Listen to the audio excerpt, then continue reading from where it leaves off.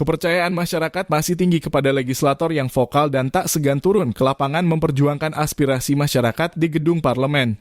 Realitas tersebut tampak ketika anggota DPRD Provinsi Jawa Barat Pradi Supriyatna melaksanakan kegiatan penyerapan aspirasi masyarakat atau reses yang dilaksanakan di wilayah Tapos pada Senin 10 Maret 2025.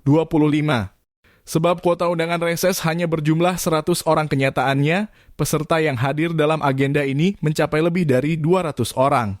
Mereka dari kalangan muda hingga para tokoh masyarakat yang hadir, para ketua RT dan RW, serta ketua LPM Cimpaun dan para ulama setempat. Hadir dalam kesempatan itu juga anggota DPRD Kota Depok Hamzah sekaligus menjadi pemandu acara reses anggota DPRD Jawa Barat Pradi Supriyatna. Ya, tematik oleh pemerintah kota, mungkin nanti kerjasama dengan provinsi, bangunan yang bisa menunjukkan keragaman di sana. Ini kan luar biasa. Lingkungan hidup environment kita, ya.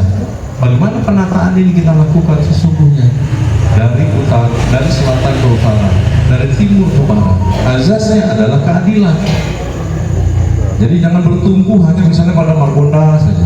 Tapi tentu wilayah-wilayah lain aksesnya harus dipikirkan, ruang-ruang terbukanya disiapkan.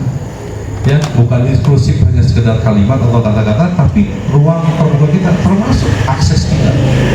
Ya, akses kita ini jadi dapat bertumbuh hanya di tengah. Dulu pernah ada di 2003 kalau nggak salah itu disiapkan master plan-nya, rencana tata ruang itu dari wilayah timur ke barat, dari Jati Jajar kemudian tembus sampai ke Cilodong, tembus lagi ke Cipayung, itu sebenarnya sudah ada dulu. Kalau itu bisa direalisasikan, benar-benar bisa mengurai. Sekarang betul ada tol, tapi kan nggak semua masyarakat kita masuk ke sana dan berbayar. Nah, ini regulernya itu harus disiapkan.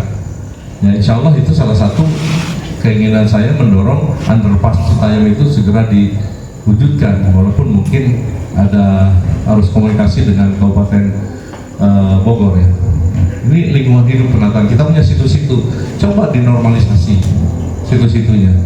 Ya, itu bisa menjadi ruang terbuka, bisa menjadi ruang kuliner, bisa ruang publik untuk olahraga, juga untuk apa ya, tanaman-tanaman yang pada akhirnya bisa terus memberikan oksigen pada kita misalkan. Terus apa lagi? Pemerintahan yang bersih, ya, pemerintahan yang berbasis pada teknologi, ya, pemerintahan yang betul-betul membuat pelayanan kemudahan kepada kita, bukan secara administratif saja, tapi tindakan-tindakan misalkan, ya, mau ke puskesmas, mau ke RSUD misalnya, cukup misalnya daftarnya dari rumah saja lewat handphone, nanti diterima jam berapa. Ya, kalau buat saya perjalanan misalnya pelayanan BPJS nya PGS sama rata semuanya, kira-kira begitu ya. Dan mungkin persentase yang bagian tidak mampu bisa di-cover oleh pemerintah daerah. Ya, itu doakan. Ini karena wartawan yang lainnya jadi panjang nih, gitu ya, Mas Eko. Nah, terkait dengan penataan itu termasuk tadi siapkan utility box-nya. Kalau kita jalan-jalan ke Singapura, ke Orchard misalnya, sana nggak ada tuh kabel-kabel di atas. Itu terintegrasi semuanya di dalam dengan utility box-nya. Sanitasi air kotor, kemudian air hujan, kemudian juga di dalamnya ada untuk serat optik, ya, telkom dan sebagainya, itu semuanya tertata. Maka saya pikir ini belum terlambat dilakukan penataan ulang rencana tata ruang Kota Depok dengan disiapkan roadmap-nya, ya, dengan disiapkan, ya, emang di sini ada angkot dapat lewat nggak apa-apa gitu. Ya, disiapkan, ya, iya, disiapkan itu semua. Ya, saya pikir nggak terlambat.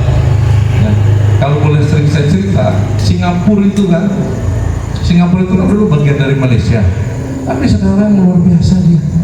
Dulu dilepas oleh Malaysia, dikasih merdeka oleh Inggris, tapi karena perencanaannya betul-betul luar biasa, ya, disiapkan master plan-nya, ya, tahun 63 atau 65 ya, silakan di googling.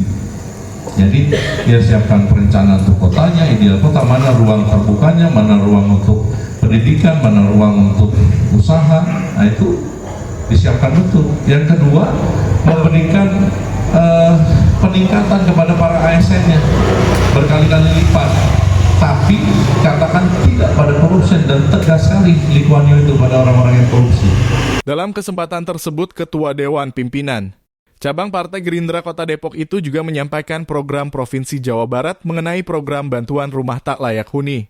Sebagai wakil rakyat, Pradi Supriyatna akan memperjuangkan program tersebut untuk masyarakat di Kota Depok dan Bekasi. Salah satu ulama terkemuka di wilayah Tapos memberikan apresiasi yang tinggi atas kehadiran anggota DPRD Jawa Barat Pradi Supriyatna. Alhamdulillah luar biasa Bapak Haji Pradi Eskom MMSI luar biasa bersosialisasi dengan masyarakat terutama dalam pembangunan baik dari Kota Depok khususnya di Kelurahan Cimpaheun dan umumnya Kota Depok dan Bekasi. Insya Allah mudah-mudahan kedepannya bersinergi antara Dewan Perwakilan Rakyat dengan masyarakat di setempat pembangunan yang berjalan dengan lancar. Terus juga lebih maju lagi. Bang, kalau melihat antusias dari masyarakat hari ini seperti Bang? Alhamdulillah luar biasa dengan pembuktian kehadiran para tokoh masyarakat, para kader, para asatid, para ulama, kiai dan juga tokoh masyarakat instansi pemerintah setempat baik RW, RT dan alhamdulillah semuanya bersinergi sama-sama bersama dan menyampaikan aspirasinya sehingga Bapak Dewan Bapak Haji Pradi sebagai Dewan Jawa Barat telah bisa menampung aspirasi masyarakat. Harapannya sendiri Pak terhadap Pak Pradi? Mudah-mudahan Bang Haji Pradi Eskom MSSI terus bersinergi, terus dekat dan terus membangun dan terus mengaspirasi masyarakat khususnya Kelurahan Cimpaheun, Tapos dan juga Bekasi Kota Depok.